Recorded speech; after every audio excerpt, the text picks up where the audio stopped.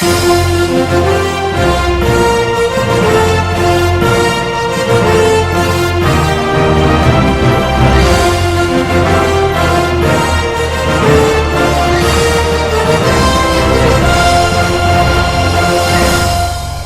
Bible dit, il était revêtu d'un vêtement tout blanc. Son nom est la parole de Dieu. Dieu demande la parole de Dieu.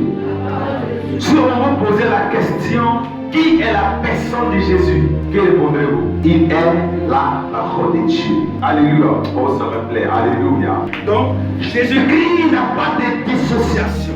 Jésus-Christ n'a pas de dissociation. On ne peut pas le dissocier. Il est dissociable. Pourquoi? Parce qu'il est la parole. C'est-à-dire, parce que nous sommes en train de parler, Jésus-Christ est la parole de Dieu. Voilà pourquoi Jean dit, la parole fait chair, pleine de grâce, habitée parmi nous. Certaines personnes se posent des questions réellement, est-ce que Jésus est Seigneur? Pour vous et moi, Jésus-Christ est la parole de Dieu. Est-ce qu'il est possible de plaire à Dieu sans obéir à sa parole? Mes enfants, est-ce qu'il est possible de plaire à Dieu sans obéir à sa parole? Alléluia. Donc, s'il est impossible de plaire à Dieu sans obéir à sa parole, ce qui signifie qu'on ne peut aller au Père sans passer par.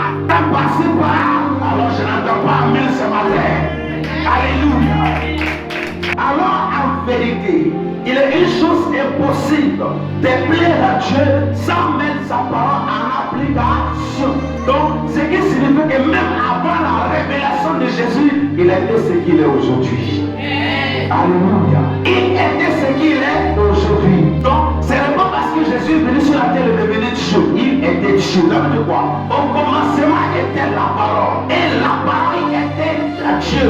Et la parole était avec Dieu. Et toutes choses ont été faites par elle.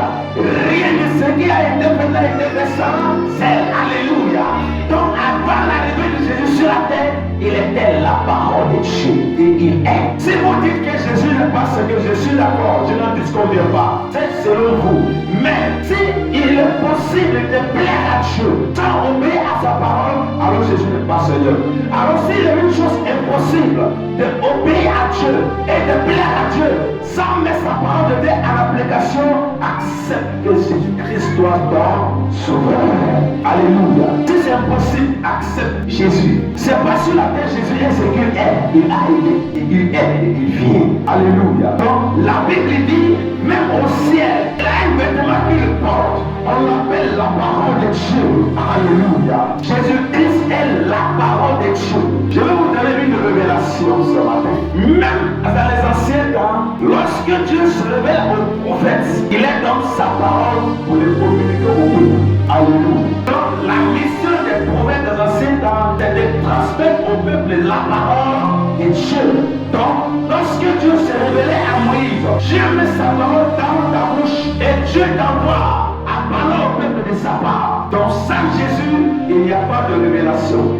Sans Jésus, il n'est pas question d'être choisi par Dieu. Parce que, écoutez bien, pourquoi c'est Jésus qui vient sur la terre? Alléluia. Pourquoi le Dieu le Père, Dieu le Fils, Dieu le Saint-Esprit, pourquoi c'est Jésus, lui qui vient sur la terre? Je vous donne une révélation terre à terre. Voici pourquoi c'est Jésus qui vient. Parce qu'il est la parole. Même étant au ciel, quand il appelle un prophète, il met sa parole dans sa bouche et il envoie à parler à son peuple. Alléluia. Mais ce n'était pas suffisant. Parce qu'il a fallu que la parole soit accompagnée d'un sacrifice digne. Un sacrifice qui va ôter le péché du monde. Un sacrifice qui va neutraliser le péché.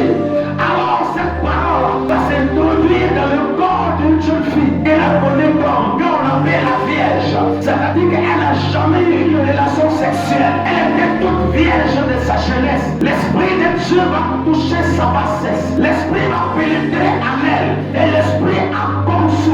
L'Esprit va concevoir la parole de Dieu en elle. Et elle va se former comme un bébé portant le sang de sa mère. Et elle va naître. Et on va porter le nom de la personne de Jésus. Jésus.